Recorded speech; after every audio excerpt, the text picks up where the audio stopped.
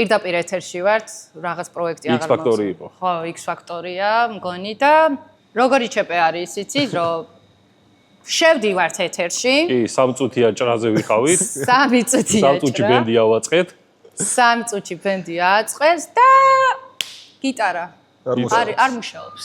გამოვიდა, დადგა უკვე, всё, წავიდა, რომ უნდა აი ეხლა, აი 10-15 წამი არ არის. და რა ხდება ამ დროს სრული პანიკა, იქინა მთავარი პროდიუსერები რაციაში რომ 3 წუთი, 2 წუთი, 30 წამი დარჩა, აი მართლაც როგორი პანიკა არის, იცი რომ უკონტროლო სიტუაცია და რა ვქნათ, ხა არ ირჩება ეს გიტარა რა, ანუ ადამიანმა უნდა თორნიკე ყიფიანი იყო მე. კი. ანუ ლაივში ვართ რა და უცებ ტოპესა და ვიქტორინოქსი, არა, ლედერმანი ჩევით კი. ტოპესა სცენაზე, არ ვიცი რამდენ წამში.